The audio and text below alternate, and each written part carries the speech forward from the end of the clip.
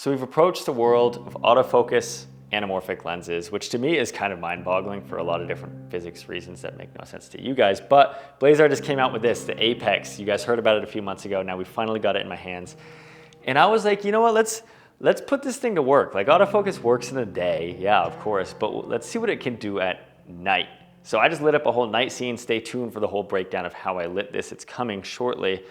But I wanted to do this dynamic night scene of somebody kind of walking into this house, walking along a long path, going far, going close to the camera, and just see how this lens actually holds up. And that's exactly what we're gonna do here. So let's talk about the lens first. So this is the 50 of the Apex line. I think there's a 35 on the way, not quite sure, but the 50, it's a T1.8. And first impression, it feels like it's a G Master lens as far as the build goes, not the look. But the feel of it just feels like it works for a Sony. So the camera that I've got it on for this video is a Sony a7C II, which is probably an interesting choice, but I like it because it's got both the crop mode and the full frame mode because this is a Super 35 lens. Yes, I know, it's sad to hear it.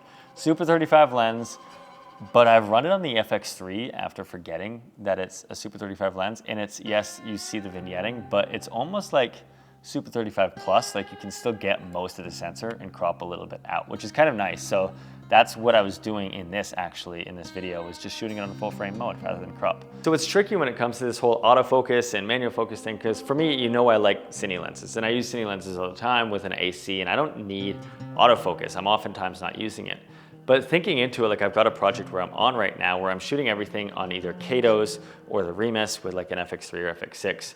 And some of the project, I'm out in the woods. I'm in the wilderness. We can't bring AC stuff. We can't have me pulling focus. It's in bright sun. So that's where I'm like, okay, this could actually be coming in very nicely and handy for like these run and gun segments. I think that the niche of this is outdoor sports, pick up dock stuff, a lot of run and gun on the fly stuff, weddings even. Weddings this would be amazing for. And from a content creation perspective, I see this lens being something that I'm using very, very frequently. As you guys know, I'm in my Bronco, I'm doing things a lot, just driving around, and it's just me. So it's when I've got my split of work, like my film set stuff is different. I've got an AC and I've got proper cinema lenses. But when I'm shooting YouTube stuff, I still want it to look good, but I've got to do it minimally. So like when I'm in my Bronco, when I'm out alone, when I'm in the wilderness, whatever, having a lens that can still give me a great look, but do the heavy lifting of the autofocus and all of that, it appeals to me a lot. One thing that I've been using a lot is just connecting it to my phone. If it's just me, I'm connecting my cameras for here is the a7C II, and I'm connecting to the monitor and control app, and then I can just say I'm getting a shot of me talking right here. I can just tap on me, tap to focus, and then it's easy as that, or I get out of the car and I get in and I want to make sure I'm in focus, or I just want to go monitor. So that's just like, it just gives me the flexibility of everything with like a G Master lens, but still giving me a look. I mean, I just set the camera down and it doesn't even look that bad. It still gives like some good look to this background bokeh especially. So it's really nice for the content creating side of things as well. But, you know, as a creator, I'm always needing an abundance of assets. And lately for my videos, I've been getting my assets from Artlist. Now, if you don't know what Artlist has pretty much become this one-stop shop for all things assets for your editing journey. Whether it's sound effects, whether it's music, whether it's text and title cards, or stock footage, it really has an abundance of everything that you need along the way as either a content creator, wedding filmmaker, whatever it is that you do. Now, I've been using a lot of the times the music because I'm putting out videos every single week, but on top of the music, it's got sound effects that are great for just filling in and adding the texture and making your audio sound well-rounded. Or even, I don't use Premiere, but it's been tempting for me to dive back into Premiere just because of their title cards and options and Mogarts for Premiere Pro that really are tempting to get me back into Premiere. They've got an abundance of options with title cards, so call it the one-stop shop for everything you need as assets along the way of your editing journey. I'm gonna leave a link down below, but let's go dive back into the night scene to see how this lens performs in low light. Okay, so I'm gonna line up. You ready, sir? Yeah. All right, so I'm gonna roll camera speed, and let me scratch my head. Alrighty, and let's go for it. Spooky time. You guys know I don't do technical reviews. That's not what this is. This is just showing you how I'm using it on a scene. And one thing that stuck out to me is the flaring. The flaring looks actually pretty good. When I turn around this corner, I got like the ping of that moonlight over there, and it left this like really cool edgy rainbow flare that I really did like. So that called this the flare test, but it's something that I don't like an extremely aggressive flare on my anamorphics. I want it to be subtle and almost replicate some of the characteristics of like old vintage sphericals in the way that they flange and bounce around. So I'm just running through and seeing how this thing performs even in the dark low lights. And that's, so far, it's been holding a lot more than I thought it was. There's a little bugs.